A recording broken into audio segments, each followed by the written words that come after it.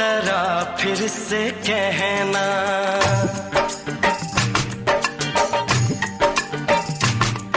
किसी दिन बनूंगी मैं राजा की रानी।